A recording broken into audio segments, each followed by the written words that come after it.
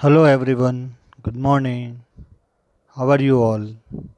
I hope that you all are fine. This is Mahesh Shah from Surat. Welcome to my YouTube channel. This video is for Standard 10, Subject Social Science, Chapter 7, Part 2. In first video we discuss about what is the need of preservation of cultural heritage and what is the necessity, importance of tourism industries and some kind of acts which made in our constitution by our constitution in parliament to preserve and conserve this cultural heritage, because this is very important thing of our country. Our heritage gives us ideas about our history. तो जो हमारी cultural heritage है वो हमारी history की identity देती है, जिससे हमें पता चलता है कि हमारी कंट्री कितनी प्रॉस्परस थी एंशियंट टाइम में. So this is our moral duty to protect and preserve our heritage.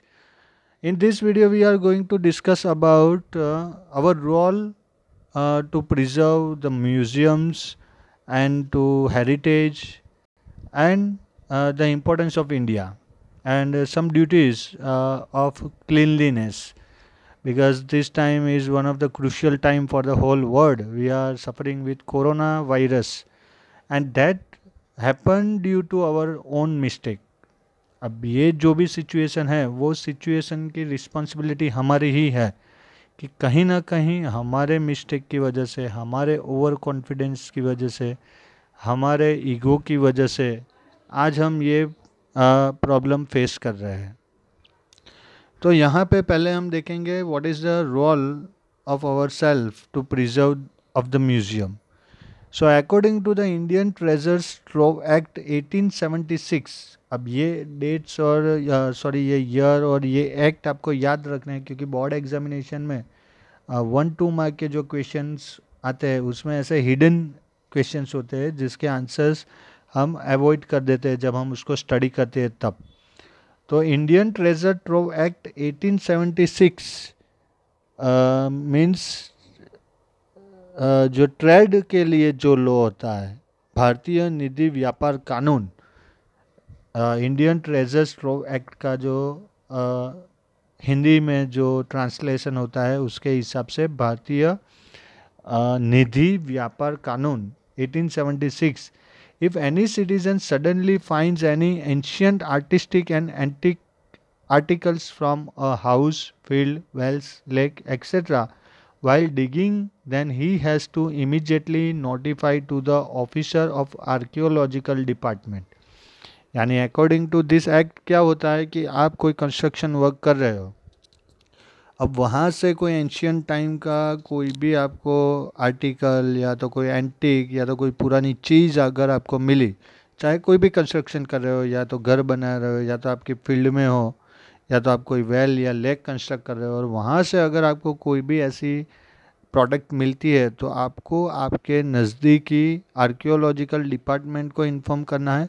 Otherwise तो you should inform to your nearest police station.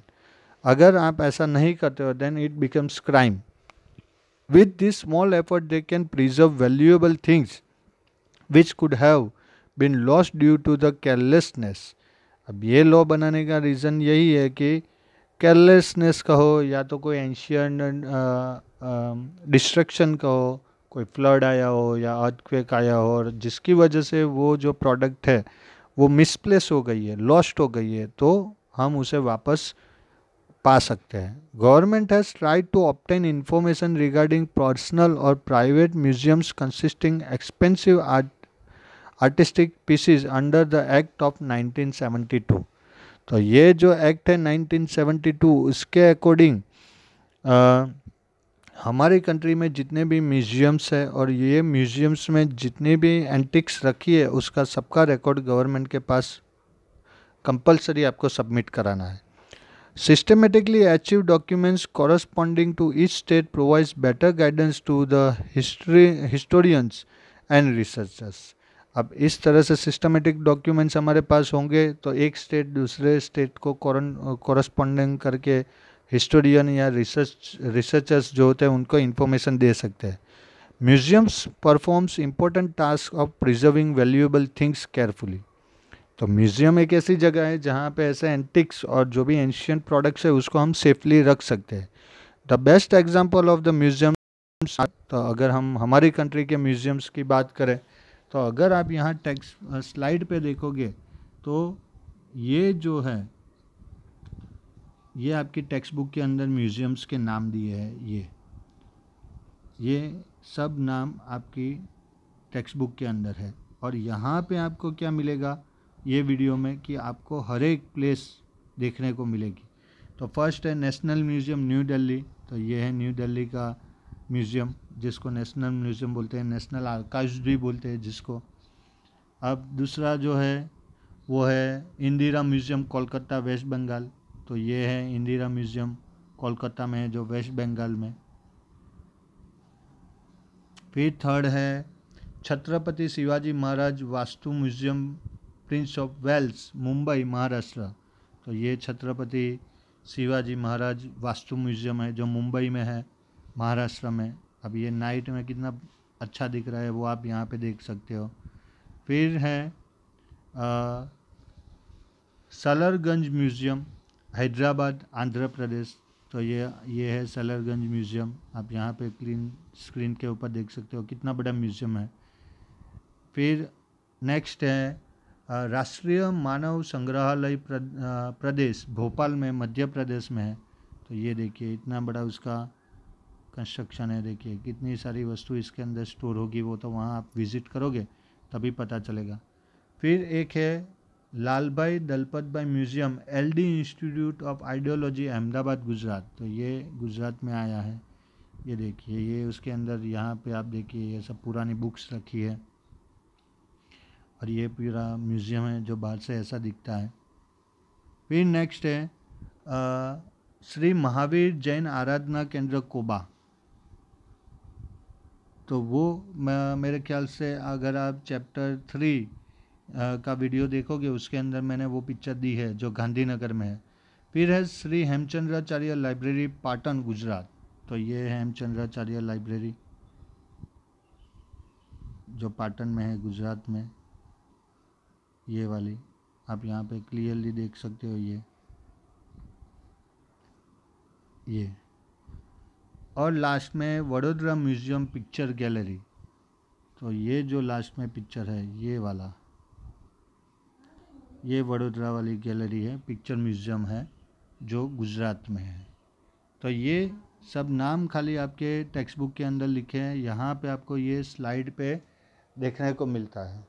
तो ये आप अपने फ्रेंड्स को बता सकते हो कि ऐसे वीडियोस देखने से कितना नॉलेज आपका बढ़ेगा और आप उसको आपके सोशल मीडिया अकाउंट्स पे भी शेयर कर सकते हो इसकी लिंक। तो जो अननोन पर्सन है, शायद आपके फ्रेंड्स में हो पर आप उसे जानते नहीं हो, वो भी इसका बेनिफिट ले सके।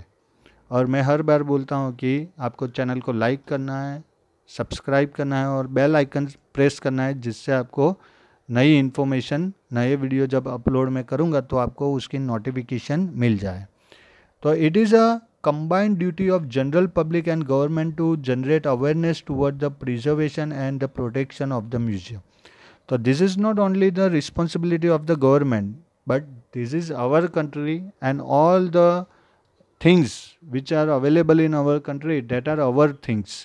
So we should protect same like it is our duty, not the responsibility. We have to change our attitude towards our nation's heritage.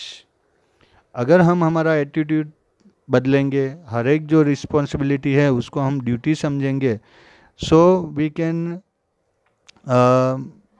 Properly protect all the things and we can pass this all the things to our next generation also. Now what is the our role? So this is our role. This is one picture is given that gives big message to all of us. Don't be the first to start littering. अगर सबसे पहले हम start नहीं करेंगे, हर एक जो cities हैं India का ये सोचेगा कि मैं ये गलत काम नहीं करूँगा तो इसका मतलब है कि पूरे कंट्री में कोई भी डैमेज नहीं होगा, कोई भी गलत काम नहीं होगा. If the central and state governments, UNESCO and NGOs, non-government organizations are performing their duties to preserve our valuable heritage, then as individuals one should play an effective role in the direction. अब जब government है, central government, state government, UNESCO, NGOs, अगर ये सब अपनी duties करते हैं तो ये हमारी भी ड्यूटी है कि ये हमारी भी रिस्पॉन्सिबिलिटी है कि हम भी इसके पार्ट बने. Teachers in the school and colleges should impart the knowledge of Indians glorious heritage. तो ये आप जो हिस्ट्री पढ़ते हो उसमें आपने देखा ही है, और ये स्टार्टिंग के वीडियोस अगर आप देखोगे तो बहुत सारी इन्फॉर्मेशन आपको मिलेगी. तो मैं एक बार और रिक्वेस्ट करूँगा कि जिन्होंने आगे के वीडियो नहीं देखे वो एक बार चैनल को सब्सक्राइब करके बेल आइकन प्रेस करके सर्च करेंगे. पहले स्टैंडर्ड लिखना है, फिर चैप्टर नंबर लिखना है और उसका पार्ट 1, 2 इतना लिखना है. बस आप इतना लिखोगे तो आपके सामने वो वीडियो आ जाएगा. Students as well as common public should gain the knowledge of unfamiliar places, monuments, ancient remains, sites etcetera. तो यहाँ पे ट्रैवलिंग की बात है कि स्टूडेंट्स जो आपके स्कूल में पिकनिक दिवाली वैकेशन के टाइम पे होती है, उसका रीज़न ही यही है कि आप अनफेमिलियर प्लेसेस से इंट्रोड्यूस हो, आपको सब मोनूमेंट्स और एंशियंट्स रिमेन्स और साइट्स के बारे में पता चले. They should help in the preservation and protection. तो आप कैसे इसमें हेल्प करोगे?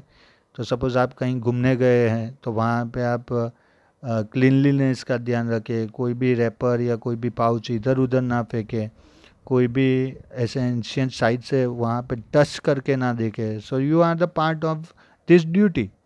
Valuable things should not be destroyed, broken और स्टोलन. तो जो भी इम्पोर्टेंट थिंग्स है उसको ना ही डिस्ट्रॉय होने देना है, ना ही उसको तोड़ना है, ना ही उसको चोरी होने देना है. Schools, colleges and NGOs should conduct programs like visit to historical places and sites, speeches, exhibitions, discussions, seminars, etc. to create awareness toward the preservation of heritage. तो स्कूल कॉलेज में ऐसे फंक्शंस होने चाहिए. If the specimen of the architecture, sculpture and historical monument are destroyed once, it is very difficult to restore them to the original form. तो ऐसी पुरानी जो चीज़ें अगर एक बार वो डिस्ट्रॉय हो गई तो फिर उसको वापस अपने पुराने फॉर्म में लाना बहुत ही डिफ़िकल्ट है या तो इम्पॉसिबल है. So it is our moral duty that they should be not be destroyed and shifted to other places. तो हमारी गवर्नमेंट को एज अ सिटीज़न हमें ये ध्यान रखना है कि ऐसी कोई भी पुरानी एंशियंट थिंग जो है वो डिस्ट्रॉय ना हो, और अगर कुछ ऐसी एक्टिविटी करनी है जिससे और डेवलपमेंट हो तो ऐसी जो चीज़ें हैं उन्हें अलग प्रॉपर सेफ प्लेस पे शिफ्ट कर देना है. Our country has rich and unique heritage. क्योंकि इंडिया में जितनी हेरिटेज है उतनी शायद ही वर्ल्ड के कोई और कंट्री के पास होगी. There are many ancient ponds, lakes, wells, step wells, streams, springs etcetera in different places in our country. We should take special care of Malwa Lake of Dholka, Ranini Vav of Patan, well of Champaner, Bhamariyo well of Mehmdabad, Naugan well of Junagadh, etc. during the monsoon. We should constantly keep an eye on their preservation. तो यहाँ पे अगर आपके locality के पास में ऐसी कोई place है तो मॉनसून के सीज़न में आप वहाँ पे खुद ध्यान रखें. अगर आपके ध्यान में कुछ ऐसा प्रॉब्लमेटिक कोई सिचुएशन या कंडीशन आती है तो आप वहाँ की अथॉरिटी को इन्फॉर्म करें. और इस तरह से एक यूनिटी में अगर हम एफर्ट करेंगे तो हमारी हेरिटेज को हम लॉन्ग टर्म के लिए प्रिजर्व रख सकते हैं. अब यहाँ पे क्लीनलीनेस के कुछ पॉइंट्स हमें देखने हैं कि क्या है जो आप बचपन से पढ़ते आ रहे हो. Cleanliness and preservation of picnic spot. Central and state governments are taking proper steps for the cleanliness and preservation of our picnic spots. Coincidentally, special arrangement has been made for it. Religious, historical places have always been a greater attraction among the local as well as foreign tourists. Henceforth, our government is attentive enough toward it's preservation. तो हमारी country जैसे religious country है, तो यहाँ पे बहुत सारे temples mosque है, वहाँ पे बहुत सारे लोग विजिट पे आते हैं, फॉरेनर्स आते हैं। तो ये गवर्नमेंट की भी रिस्पॉन्सिबिलिटी है कि वहाँ का ध्यान रखे, और हमारी भी रिस्पॉन्सिबिलिटी है कि हम भी वहाँ पे ध्यान रखें। तो हमें क्या ध्यान रखना है, तो do not use plastic, plastic हो सके उतना कम यूज़ करो। Do not litter at picnic spot, use dustbin, कचरा कहीं पे भी मत डालो, डस्टबिन यूज़ करो। Do not spoil historical monuments इधर बाय राइटिंग और ड्राइंग पिक्चर्स। आप कहीं कोई ऐसे हिस्टोरिकल प्लेस पे जाते हो तो वहाँ वॉल या कोई भी प्लेस है तो वहाँ पे कोई भी ड्राइंग या अपना नाम नहीं लिखना है। Waste should be properly dispose of, कोई भी वेस्ट हो तो उसको प्रॉपरली डिस्पोज करना है। Do not spit after eating tobacco और पान, या आप कोई भी टोबैको या पान मसाला खाते हो तो उसको कहीं पे भी स्पीट नहीं करना है। Do not pollute surrounding areas of historical monuments, historical monuments और उसके आजू बाजू के एरिया को भी क्लीन रखना है। Extensive care should be taken during monsoon of historical monuments which constitute stepwells, lakes, ponds, streams etcetera. तो ऐसे जो प्लेसेस है जहाँ पानी रहता है, स्टोर होता है, वैसे प्लेसेस में मानसून में खास ध्यान रखना चाहिए। Be curious while cleaning monument with archaeological chemical method। तो आर्कोलॉजिकल केमिकल मेथड से अगर आप क्लीनलीनेस कर रहे हो तो वहाँ पे ध्यान रखना है कि कुछ डैमेज ना हो। Sanitize domestic and foreign visitors to avoid damage of our historical heritage. Sorry, sensitize, यानी जो भी विजिटर्स यहाँ पे आते हैं, डोमेस्टिक हो या फॉरेनर हो, उन्हें बता दिया जाए कि अगर कुछ डैमेज हुआ तो उसकी पनिशमेंट कितनी बड़ी है। If natural disaster has caused damage to the historical places, make effort to bring it again to the original form। अगर नेचुरल क्लैमिटी की वजह से कुछ डिस्ट्रक्शन होता है तो हो सके उतनी ट्राई करनी चाहिए कि जो भी मोनूमेंट या जो भी प्लेस डैमेज हुआ है वो उसके ओरिजिनल फॉर्म में हम ला सके। It is our responsibility to maintain beauty and cleanliness of tourist places as they bring fame and prosperity to the nation. क्योंकि यहाँ बहुत सारे फॉरेनर्स भी आते हैं। अब अगर ऐसी हिस्टोरिकल प्लेसेस डर्टी होगी, वहाँ पे कचरा पड़ा होगा, तो हमारी कंट्री की इम्प्रेशन भी ख़राब होगी और दूसरे फॉरेनर्स नहीं आएंगे। और वहाँ वो वेल मेंटेन प्लेस होगी तो ये जो टूरिस्ट आए वो दूसरे को इन्फॉर्म करेंगे कि you must visit to this kind of places, that there are many good facilities given by the government as well as cleanliness is proper. So it's make our country's reputation good. We should make use of science and technology to maintain the originality of our ancient heritage। तो science और technology को use करना चाहिए ऐसी heritage places को maintain करने के लिए। Now we are going to talk about the last phase of this chapter, India unity in diversity. तो हमें पता है कि भाई हमारी कंट्री में कितनी डाइवर्सिटीज़ है, रिलीजियस से लेके फूड, क्लोथ, फेस्टिवल, फिर भी हमारी एक यूनिटी है। And that is the big thing for the whole world as well as our own self, because India is world's largest democratic country with this kind of vast diversity. Being one of the most ancient civilization of the world, India has varied and rich cultural heritage. Diversity of India is its unique identity. India is a fine amalgamation of different caste, community, religion, tradition, culture and languages in spite of having variety। तो 23 language तो हमारे constitution ने पास की है। इसके अलावा local dialects की बात करने जाए तो 5 से 6 हज़ार टाइप के लोकल डायलेक्ट्स हैं हमारी कंट्री में। इतने सारे रिलीजन है, इतने सारे कल्चर ट्रेडिशन है, और फिर भी हमारी यूनिटी है। Yet India stands united and undivided. तो ब्रिटिशर्स आए, डिवाइड एंड रूल पॉलिसी उन्होंने यूज़ की, पर फिर भी फाइनली 1947 में हमें हमारी फ्रीडम मिली due to unity. India has proved the feelings of वसुधैव कुटुंबकम, यानी पूरी दुनिया फैमिली है। दैट वी प्रूव, हमारी कंट्री ने ऐसा प्रूव किया है। The whole world is a family. This feeling exist in India since Vedic period. तो ये जो फीलिंग्स है वो आज की नहीं है, पुराने ज़माने से ये फीलिंग्स हमारी है। Let us get good thoughts and vibrations from all four directions is the message of Rigvedas, which showcases the grandeur and glory of Indian culture, India has spread religious tolerance and secularism across the world.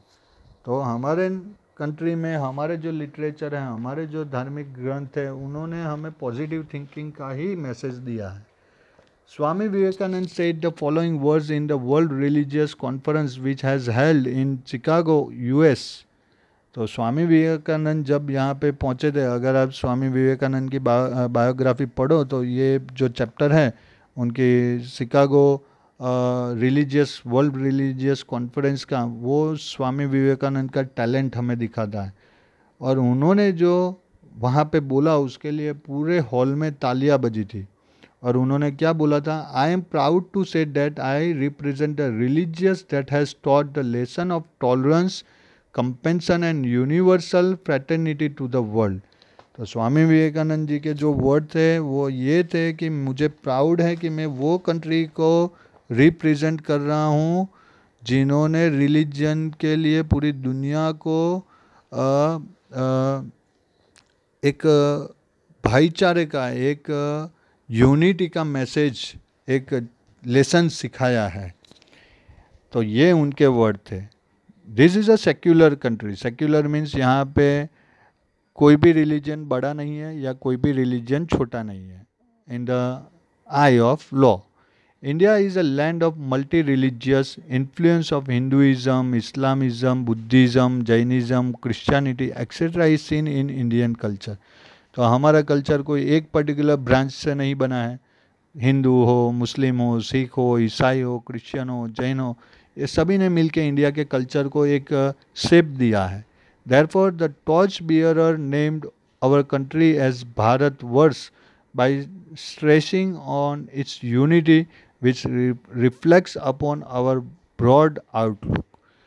तो हमारी country को torch bearer माना जाता है religion की matter में. अब पूरे वर्ल्ड में बहुत सारे साइको केसेस होते हैं, डिप्रेशंस के केसेस होते हैं, and they are following Indian traditions. अब जैसे योग है या इंडियन क्लासिकल म्यूजिक है, this can solve the many mental problems and that is the importance to gain this torch bearer adjective towards our country as a Bharat Varsh. Holy names of 7 sacred rivers have been used in our prayers. People including great Sikhs, Sufi saints, Swami Vivekananda, Dayanand Saraswati and Mahatma Gandhi always stressed upon peace, coordination and universal brotherhood. तो अब अगर UN की बात करें तो UN में भी हमने हमारे पंचशील सिद्धांत, 5 प्रिंसिपल कॉन्सेप्ट हमने दिए हैं, जो हमारे first prime minister Jawaharlal Nehru ने दिए थे. तो ये मॉडर्न टाइम की बात नहीं है, पर अगर पुराने ज़माने से भी देखा जाए तो आज तक इंडिया ने कभी कोई कंट्री के ऊपर अटैक नहीं किया. And this shows the importance of peace and coordination and universal brotherhood's feelings. Unity in diversity is the unique feature of Indian culture. As at the end of the day, all the rivers amalgamate into the great ocean, equivalently, our country conglomerates different religious, caste, languages, traditions, creed, customs and festivals. तो जैसे कोई भी river start होती है और फिर last में वो ओशन में जाके मिलती है, वैसे ही हमारा कंट्री है एक ओशन जैसा, जिसके अंदर बहुत सारे रिलीजियस है, लैंग्वेज है, ट्रेडिशंस है, फेस्टिवल्स है. ये सब हमारे कंट्री में वो ओशन जैसे रिवर ओशन में मिक्स होते हैं, वैसे हमारी कंट्री में मिक्स हो गए. The people of India live their life with the feeling of को एग्जिस्टेंस. तो इंडिया के जो लोग हैं वो को एग्जिस्टेंस में बिलीव करते हैं. The people of India have conserve this quality and have wonderfully enhance it. तो ये हमारी जो क्वालिटी है वो हमने हजारों सालों से मेंटेन करके रखी है और आगे भी हम रखेंगे.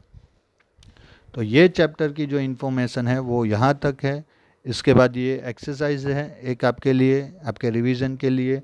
अगर इसमें कोई क्वेश्चन में आपको डाउट हो तो आप मुझे टेक्स्ट कर सकते हो, और ये वीडियो देखने के बाद आपका रिव्यू आपको एक भेजना है कि आपको कैसा लगा. आई होप कि आपका रिव्यू पॉजिटिव ही होगा. एकदम सिंपल लैंग्वेज में मैंने ये एक्सप्लेन किया है.